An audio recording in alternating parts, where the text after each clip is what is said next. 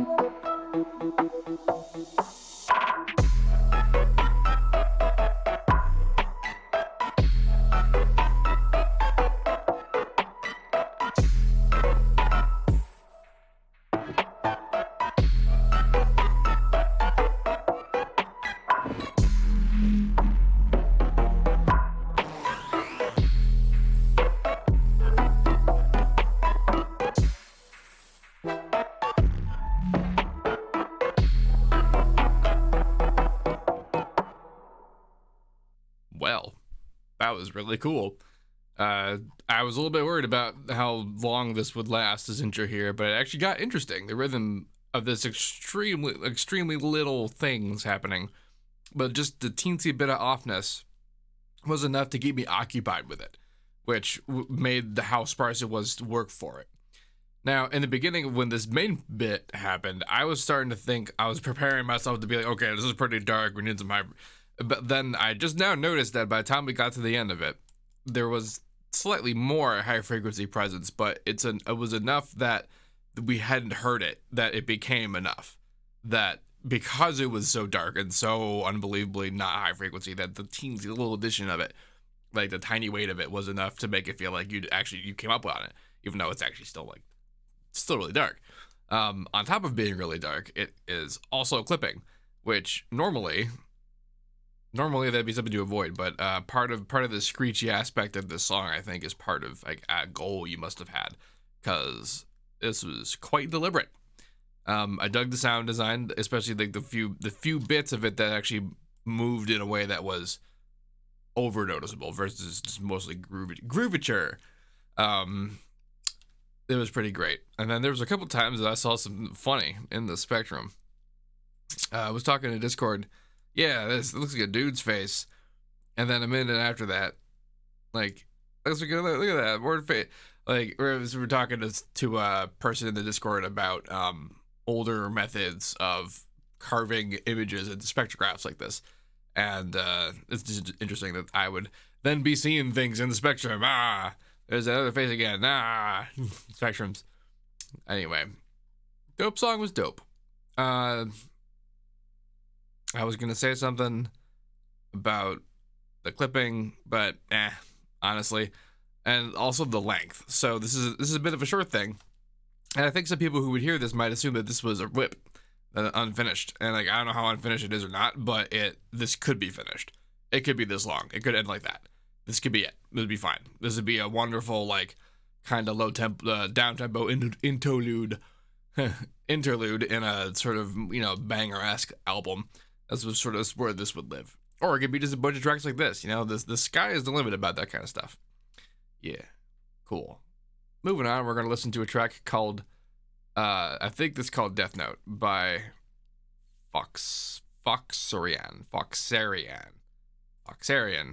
like a citizen of Foxxeria, a world they've yet to go to in the Masters of the universe. Anyway, this looks brighter. This looks bright, and this looks loud. Let's get ready for what this could be. Oh, that's a really big jump up there. Alrighty, here we go.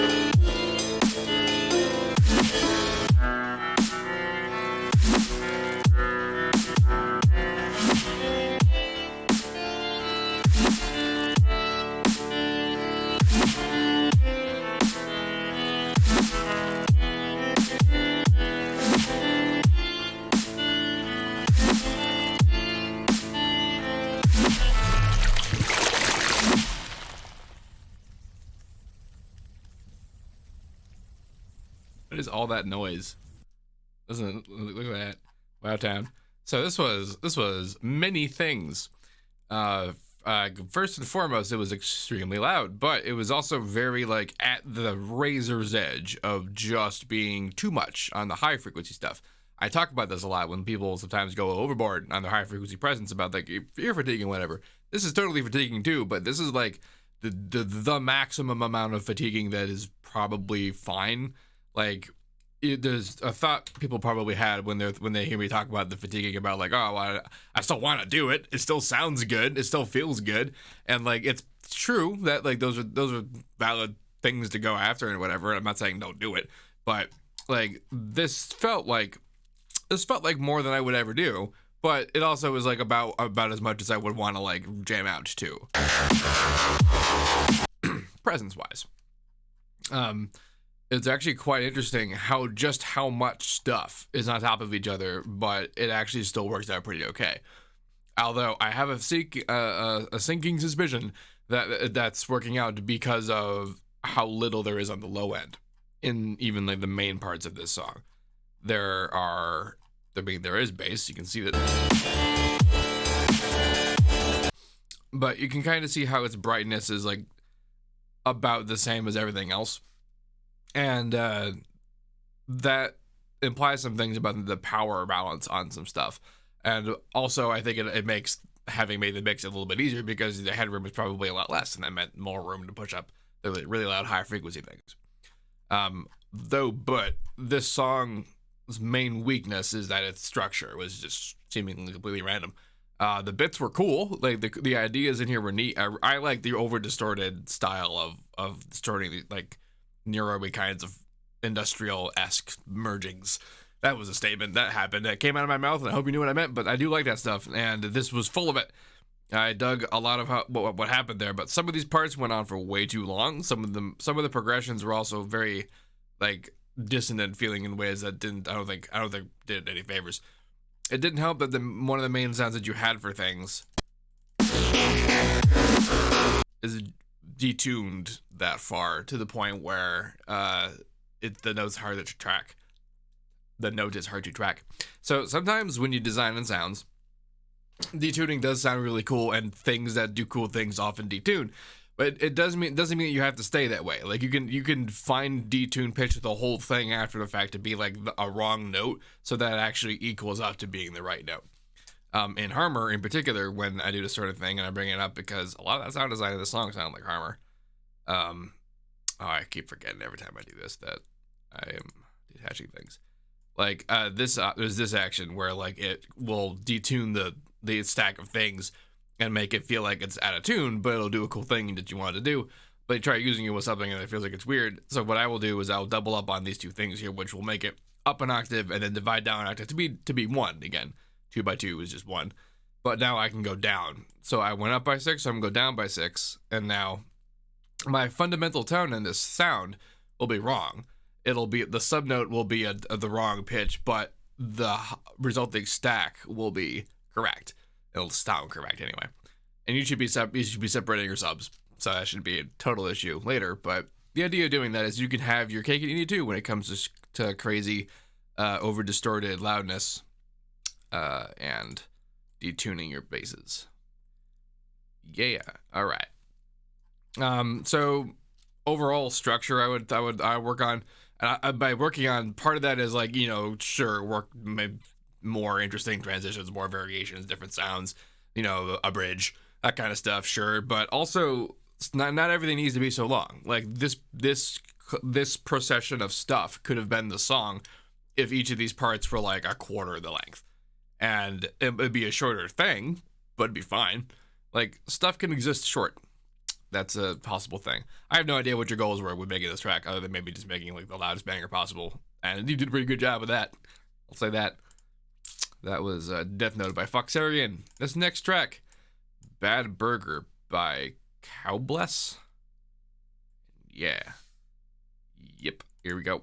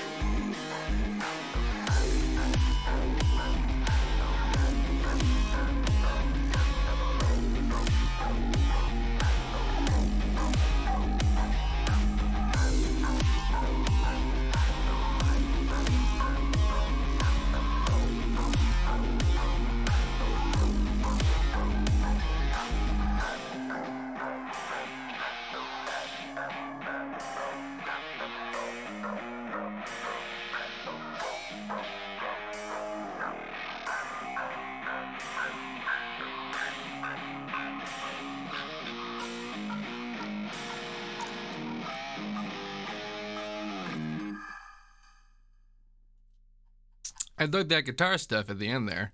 That was fun, especially with the kind of the low variants. The rest of this, so pretty much all of it. I had is this unmastered? You might have mentioned that in the comment and the upload. I forgot if it is or not. If it is unmastered, then sure, master it. I think if this is the master though, go a little harder. Although I was gonna suggest on top of like obviously sure mastering it, make it louder and squishier, that kind of thing. To either like kind of individually on a sound design level to sort of saturate your stuff, just about everything. Like I like this as a song. I do also think some bits of it are a bit long, but I don't think it's really wrong for that thing to be this bit long. Mostly just that like it kind of starts off being like pretty straightforward kind of like banger territory, and then like really long form whatever that middle part, like it turns into like a game soundtrack where like it wasn't really engaging. Out of starting off having been engaging. Also, none of the guitar stuff this whole time. So like it gets in. I like kind of like the phases that this track has. It's just really hard to focus on it. And although, so it also had this weight on your kick on things that kind of, and also on the snare that sort of implied an amount of like a sort of presence and a sensation that I was looking for to back them up when the stuff. So the individual saturation on your sound design, either, just distort some stuff or to do it more. If you're already doing it, you probably are. Or also layer it with like a kind of parallel addition to it. Because I do like the sounds. I also kind of like their balance. I just would like it to be more overall, and also to have them to have more presence without messing with what they do here so much. If I had gotten to this point, what I would do is I would parallel layer up a saturated channel that has all this extra fun goodness in there, but one that I can like turn down and like EQ up a bunch so that I'm not losing this tone and texture because it's cool, but it needs support. It needs lift. The rest of it though, like I like the touches, like so many little things and like edits and motions and like the choice of when certain things happen was very deep. There was a lot of thought went into this, and I like that about it. I just think that it was spread out a bit too much, and needed to be louder. If this was a master, if this was a pre-master, I have to imagine you knew all that. Yeah. Next up, we have Sakura Hz. Let's Rock, spelled R-O-K.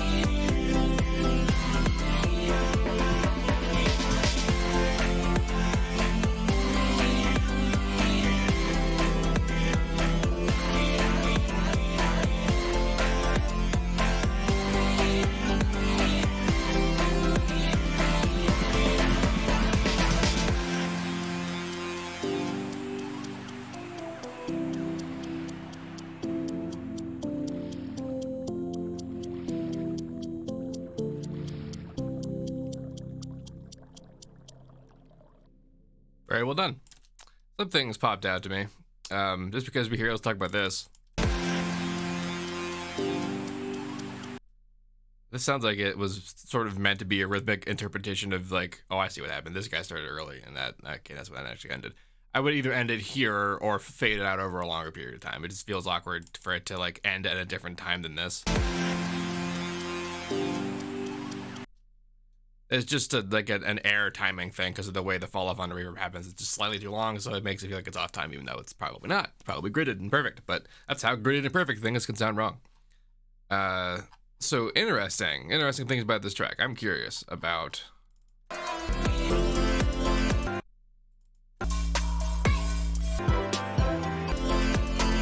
Okay, so during this whole section up here, I was thinking to myself, like, this is very nicely mixed and balanced and cool. It has force, but why doesn't it feel like it's punching hard enough? And I was focusing on, okay, that airy stuff on the top, in the top end, and also the voice and the lead and the xylophone, all these things, and especially during one kind of funny moment when something really sharp poked through. Was this it? Yeah. What was that? That came out of nowhere. And it also sounds like it's almost completely dry. Like it was maybe meant to be a sting with some reverb on it or something. Actually, because I didn't go back and listen to what happened the first time, and I was so flabbergasted by it. What I actually thought that was part of the lead, part of one of the synthy like leady things that just went and did a thing for a second. And I didn't know that was like a vocal. That's like now that I'm jumping in there.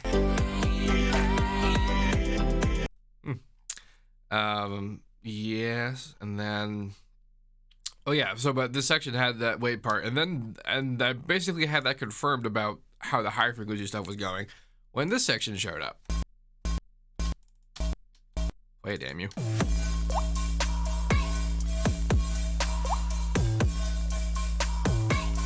That hit's nice. That is a nice hit. That feels good. That feels really good. And it's the same exact kit as is the rest of the stuff. It's just that top stuff isn't getting cut hard enough to make it feel as hard as that. And like that might have been your goal, not to make it sound as hard as that, to make this actually feel harder when it came around.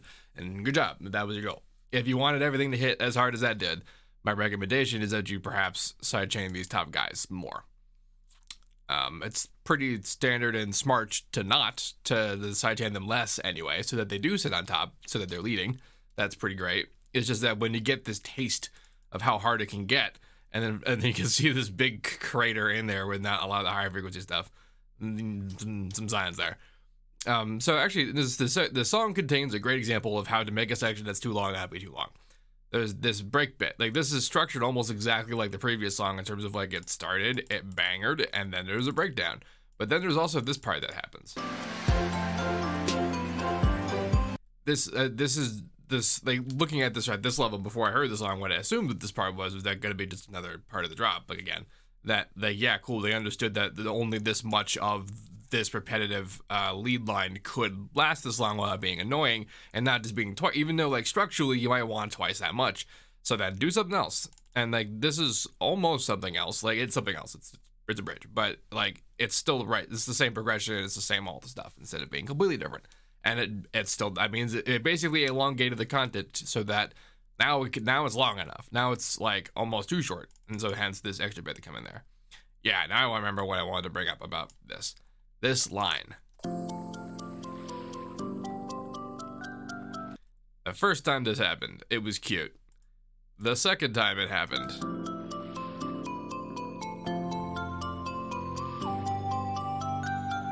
it was a little weird. The third time it happened, it entered into the annoying range. And that was just the third time it happened. Strangely, by the time I got to the end of the song, I was just so okay with it that I was over it.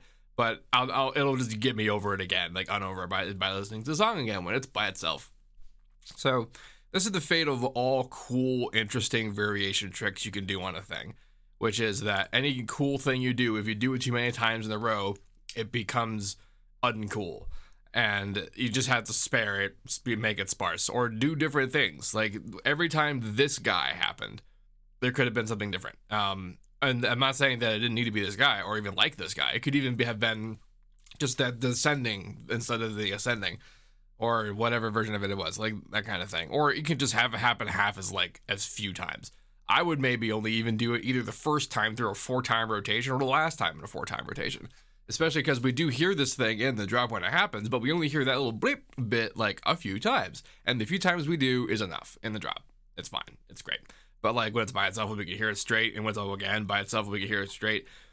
It's just too that interesting and repetitive. But the instinct is good to put that, like, to do that kind of change up at that kind of position in the melody. It's just that you either have to do a different change up enough times, or you just don't do it as many times. In the beginning, at least, maybe you could do it every time. You don't necessarily have to do it every time for the whole song, but especially when it's visibly by itself like that, it should vary more, is all. Everything else, top notch.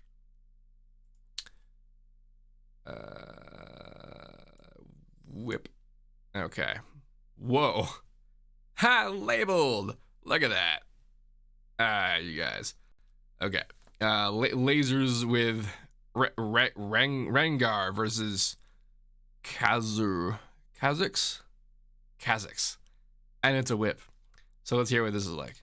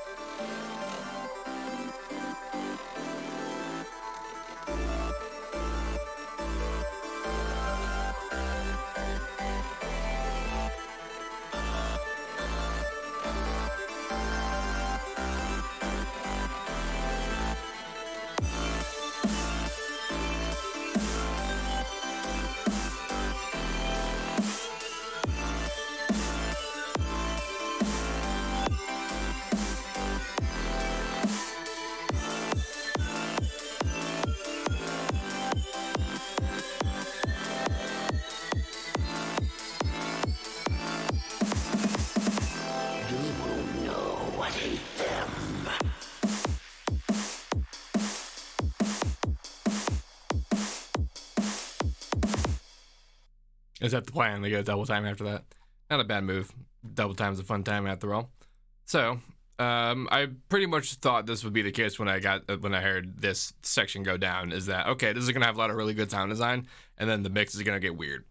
But the mix did get weird. There's only really one problem, and it's the snare. Everything else, like I would change the kick, but the kick is fine. It's functional. It doofs a little too long in this range here, and this, so that when you make an electronic kick, like you synthesize a kick, you make an envelope that's coming down. If the envelope gets closer to being a straight line from beginning to end, that's when it sounds lasery. Versus if it's like a snap, then it sounds snappy. That's the difference between that. But so that's what that tiny bit of like laserish sound is from doing that. It is probably a sample. That's just explaining the difference between the things it causes, and what happens if you want to make them do it yourself on purpose. I almost said that at that speed correctly. Damn. Anyway, snare is the issue though. So the kick hits and cleans up good. Like when the different kinds of stuff is happening, the kick is the thing that comes through and it does a good job. The snare, however, is like, it's got this like really only a little bit of high frequency presence. And like, I like the snap. I like the tone of where it lives. It's just that it doesn't cut away the other stuff as hard. And it kind of should. And especially in a feel like this, that this thing should hit about as hard as the kick does. Especially in this section, starting yourself off with this as the thing that's going to be like...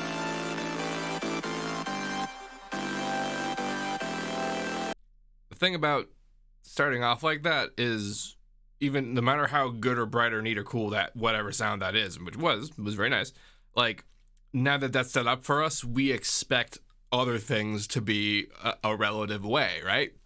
So we hear the kick happen, and now there's like a requisite feeling for the snare there, and it's to be bigger and louder and killinger than this thing, and the kick does a good job of doing that. Not so much the snare.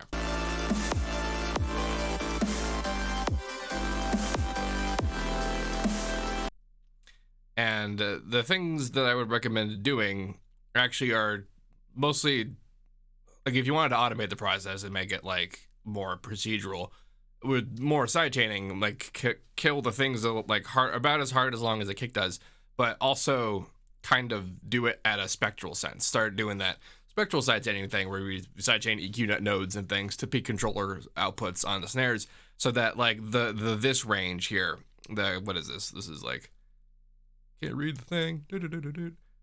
Yeah, the 1.5K, 2K, 3K range. Like either put more snare noise up in there or like diminish the other guys when the snare hits, because that's where a lot of the presence is being lost. And it's again because we got trained on it by hearing this. We got this big thing in our face and build up, and now this frequency spectrum is set here, and now we gotta just account for that with the rest of the stuff. Kick does, snare does not. And the rest of the stuff does too. Like it accounts for it. It feels good and merges well with things, and is also really cool. Like some of the sounds that bounce around here are pretty neat. So yeah, good job with this. Next track up is called Event Horizon from Syncom. Also very bright and very loud looking. It's a good day.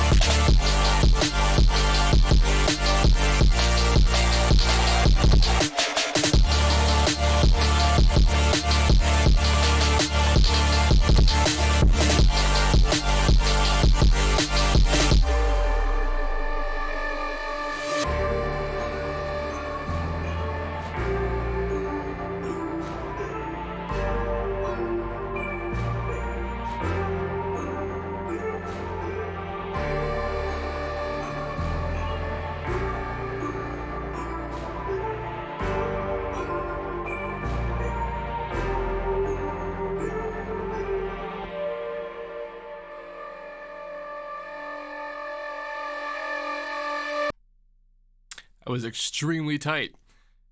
This was a very burned and red mix, to be sure, but note some stuff about it. I note initially that I had an issue with this hat. Like this sort of thing, either like a noise burst or it kind of sound. It has that tonal presence of one of those hats from like the old, like the Amen breaks and Apache, those old ass 70s breaks. And out here by itself, it doesn't. It sounds almost like a sound chip hat from like an NES or something, which doesn't really gel well in my mind with how dope everything else is. Especially like you even come in on it with this high frequency kind of thing, and then it darkens up with this, which is it weirds me out. It's not bad. It's just it weirds me out. The rhythm additive up into here making like really faked me out with that, which is cool. I like it when songs do that. But I also know over here when they come together, the hats actually make pretty good sense. That like this is the best possible frequency spectrum for them to occupy, with the rest of the stuff doing this. Another song doing a very good job of coming right to the limit of what's too much. Notice this isn't clipping. It's doing that, but it's not clipping. It's actually had decent appreciation of oversampling applied to it, or otherwise was more carefully controlled. I was going to, oh yeah, this guy, this was spicy. And there was a lot of that in this song, a lot of really tight control of moving around in levels and filters on things under this incredible distortion. And also the point I was making in the previous track about the snare being high relative to it. Like this has a very different kind of snare, but notice that even though this is a wall of just like hot white pain, that the snare is more, and it also kills it a little bit. Like it makes sure that the snare is like doing its job of being on top of stuff.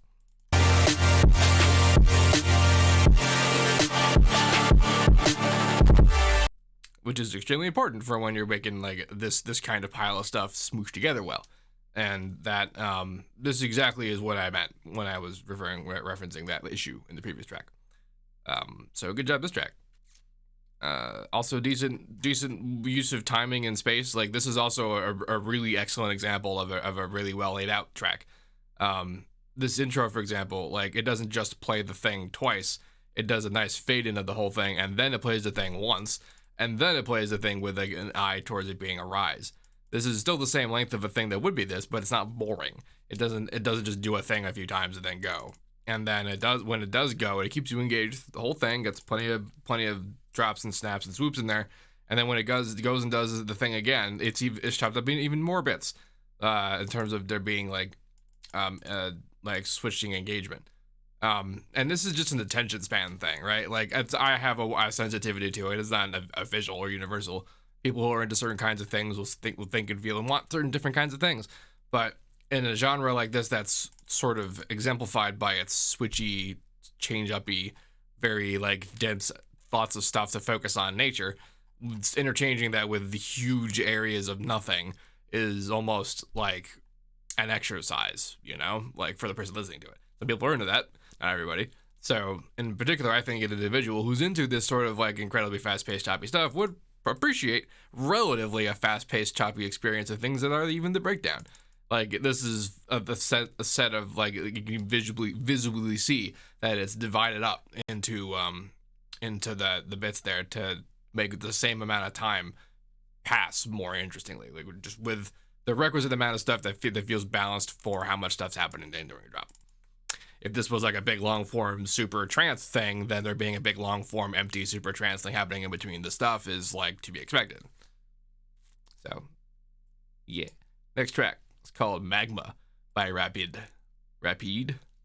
There's two I's in there.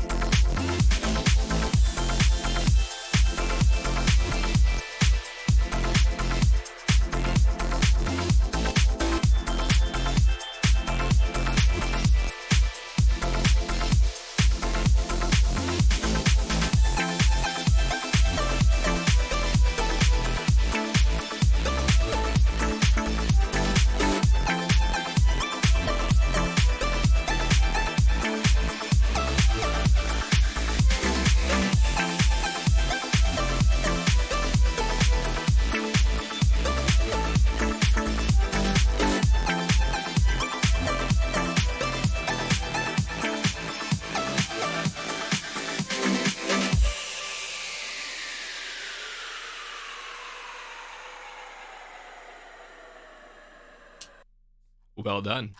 Except for the extremely high hi-hats. They're very high. That's a lot of high. That's way too loud. Like, look at the white cliffs of Dover up there. You see that? Like, the hats are so loud that I can actually see in the high frequency meter up here, like the difference between that hat and everything else. So you can see like this hat come in, you can see like the hats come down and go up hard enough that I can see the harmonics of the rest of the stuff kind of folding down. And that's about how far down the hat should be too. Like, they don't need to be that high. Like, to be present. They shouldn't be this high, period, but they don't need to be that high to be the kind of present I think you're kind of getting after. Because the rest of this is awesome. This is, especially the low end mix. The low end mix and like the mid range kind of punch area is just perfect.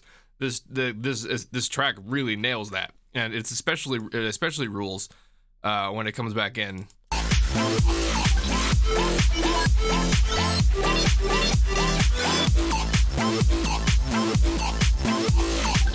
Really like that. I also like those basses a lot. The experience of the track down there is pretty great, but how high it is, like I have to turn it down, so I can't listen to how loud I want to listen to the low end, which is really one of the big reasons why turning down the high stuff is good, because like you do want to turn it up, and you want people are going to want to jam on it, and we don't need to deafen them. We also don't need to deafen ourselves when we want to turn it up and jam it and listen to it, like that kind of thing. I wonder if this was kind of like a top loop or something. Oof, because like they are very clean and present. Like the hats are there. They're doing their job, that's for sure. They just don't need to be that. That's all. Everything else is great. Pretty solid stuff. Last track for today is I assume the track's name is Breaking, but the title says Breaking Seamless VTR.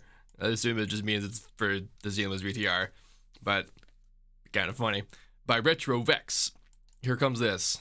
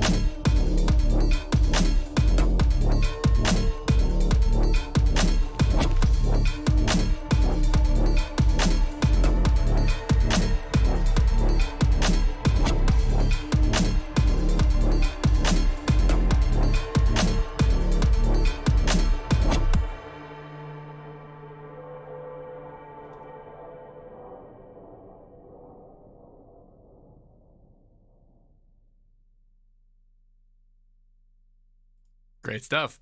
This is pretty much what I was talking about when it comes to having like a low mid-range presence that are not a very like, not an incredibly loud high frequency presence, because you could turn this way the hell up, get beaten up by that low mid-range, and not be ruining your high frequency fidelity in your ears. This is really cool. It almost kills the complete opposite direction of that issue of not having enough high frequency presence.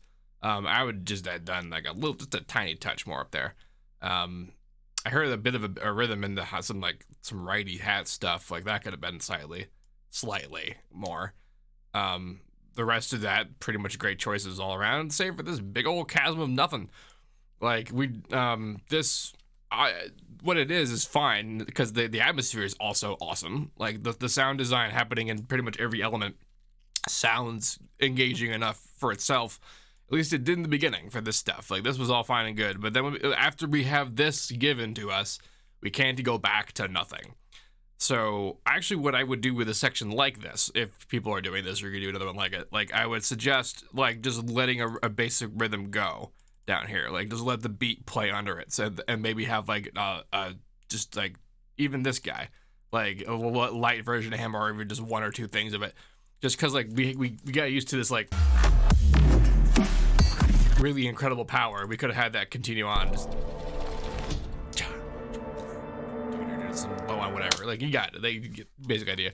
Because everything else about this is fine. Like this is awesome. Some of the sounds in here are also great. Like the attention to in between details and like moving around on some stuff is also great. Pretty much what I want to see and stuff like this and hear and feel. So good job, Senor Retrovex, I assume. I guess. Anyway, that's been today. If you have any questions about this, please let me know.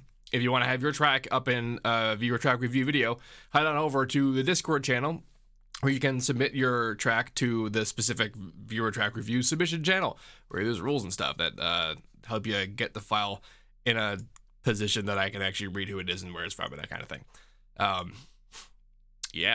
And as usual, have a nice day. Oh yeah, don't forget to like, comment, subscribe, and all that fun stuff. Oh my god, I almost didn't say that. Would you have forgotten? You might have. Oh man. All right, see you guys later.